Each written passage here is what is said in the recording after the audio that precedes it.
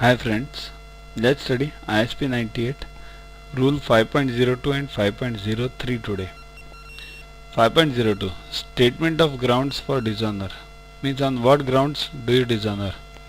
The notice for dishonour shall state all the discrepancies upon which the dishonour is based. It's similar to that of the UCP. All the discrepancies should be stated in single swift only, single message only. It shouldn't happen 2 discrepancies now, 3 discrepancies afterwards. Then in that case only first 2 discrepancies are considered as valid. Remaining discrepancies which are sent are considered as invalid. 5.03 Failure to give timely notice of dishonour. A part is very much important.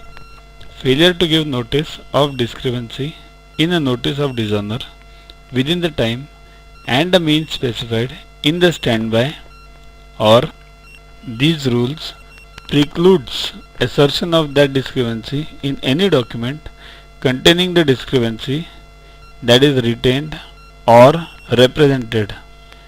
This is a comma over here. Now we'll study this sentence first.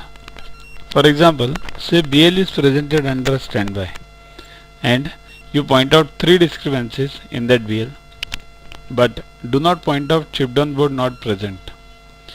Now what you do is you negotiate with the Benny, means applicant, you and that presenting bank all negotiate with each other, and another set of BL is presented in which all these 3 discrepancies are removed, but this is not removed because you had not pointed it out.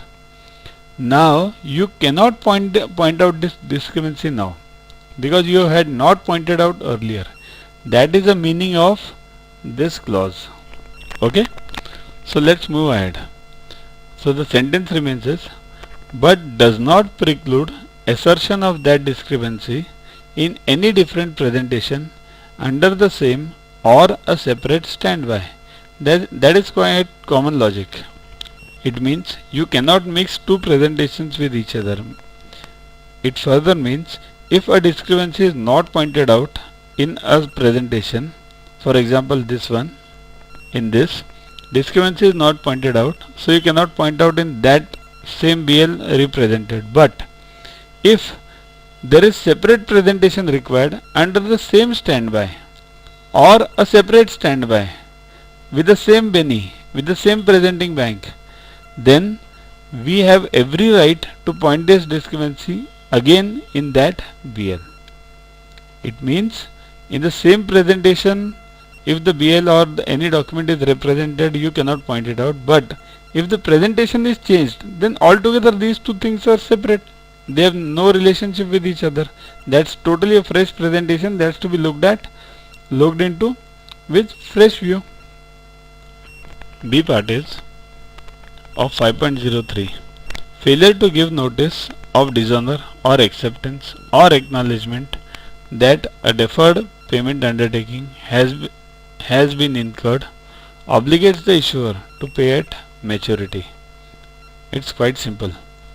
It means if you do not give a notice of dishonour, then you are obligated to pay at maturity. This acceptance and acknowledgement carry very less relevance because if you do not give the acceptance notice, then also you will have to pay at maturity. It means you have accepted, and acknowledgement means you have received a presentation and there are no discrepancies. So even if you don't give this notice, then also you will have to pay. Main point is of dishonour.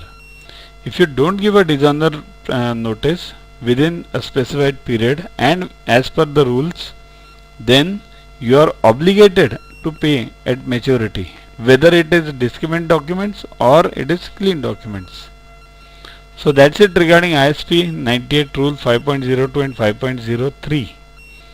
You can download this app from Play Store to get these videos, question banks with explanations. You can also get a physical copy of all CIB, JIB and CDCS question banks with explanations from this site. You can get DVDs of all these videos from this site. You can follow us on Facebook on these 3 links. So keep studying, keep watching. Thanks.